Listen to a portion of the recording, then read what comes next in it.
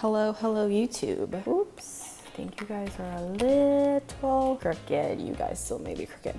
So today's video is gonna be much more casual. I am currently eating my lunch. I have some cauliflower gnocchi from Trader Joe's with some shredded chicken and some Italian dressing. And I also just worked out, so I'm very sweaty.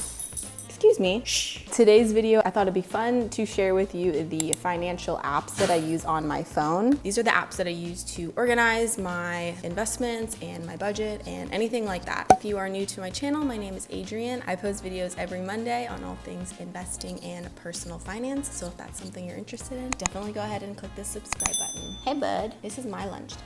So the first app that I use is called Voya. This is the financial institution that my employer provides their 401k through. So I keep this on my phone so I can keep track of how my investments are doing. I have a limited selection in terms of the investments I can pick, but I just keep it here because I like being able to quickly reference what my investments are doing. The second app on my phone is the Fidelity app. So this I've talked a ton about. I've made tutorials on the Fidelity app and website. I'm a big proponent of Fidelity. That's where my brokerage account and my Roth IRA is. The third app that I have is the USAA app. USAA is my bank, so this is where I keep my checking account and everything like that. I also have a lot of my insurance through USAA. The next app that I have is the Chase app. So I have Chase only because I have the Chase Sapphire Reserve, which I got in January of this year. So January 2020 is when I got the Chase Sapphire Reserve. And so I told myself that I was going to use this credit card for a year to see how I like it because it does have a really high annual fee. But I do love all of the benefits that it gives. The next app that I have is the American Express app, and the American Express app I have because I have an American Express Gold card. I've had this card since February of this year, so February of 2020, honestly, up until I got my first credit card through USAA in October of 2018. And before then I was like anti-credit card, but then I don't know how I came around to find the credit card world online. I think it was through the Points Guy. I started like reading all up on the Points Guy about credit cards and what credit cards are best. And I travel a decent amount, so I was just looking to see how I can make the most of the money I was already spending. So I got the Chase Sapphire Reserve, and then I got the American Express Gold both this year. And the American Express Gold, it's better for restaurants and dining and grocery purchases, whereas the Chase Sapphire Reserve is definitely better for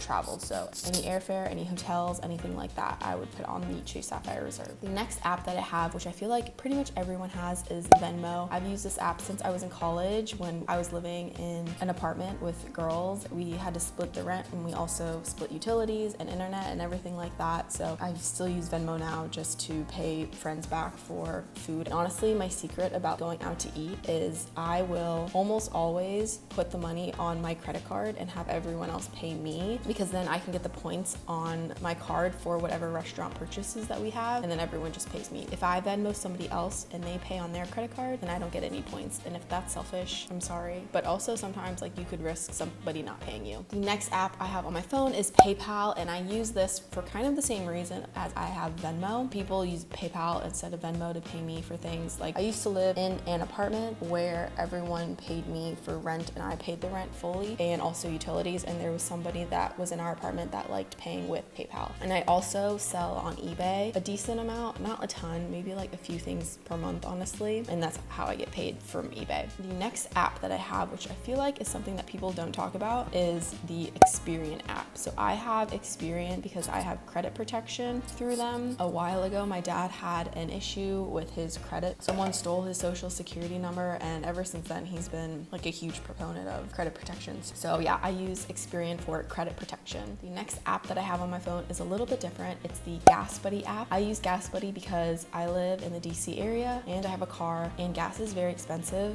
And so the Gas Buddy app I use so that I can always find the cheapest gas in my area. I used to have a Sam's Club membership because I got a Sam's Club membership for free for a year, and Sam's Club and like Costco and everybody and all other like wholesalers, they have like the cheapest gas, but I didn't keep up my membership because I don't live anywhere near a Sam's Club. So I use the Gas Buddy app to find cheap gas in the area. The next app that I use is called Easy Receipts, and I don't know if this is just for the area that I live in, but but through my employer, I have what's called commuter benefits. So I can allocate pre-tax money towards my transportation costs, especially commuting costs to and from work. I can allocate money directly towards like my public transportation card, but I can also allocate money directly towards like a debit card that's used just for transportation. If there are things that I pay for without that card, I can pay for it like with my own card and then submit a receipt and get reimbursed for that. So that's what I use that app for. The last app that I have on my phone is the Fidelity Spire app. I just did a walkthrough of this whole app. It's actually not fully launched to the public yet. They did have a preliminary launch to current Fidelity customers. So I went through the app and I did a whole video on that, which I will link up here for you to check out. And so those are all of the apps on my phone. I thought this video would be fun because I mean, I grew up watching YouTube like pretty much since YouTube started. And one of my favorite things to watch was the what's in my bag video. And I think this is kind of like that, like what's on my phone, but I took it a step further and like made it finance related. So I think I'm gonna be doing more videos like this. If you guys liked this video, please go ahead and hit the subscribe button and stick around, and I will catch you guys next Monday. Bye guys. Excuse me, my dog is right here. Well, there's a huge spider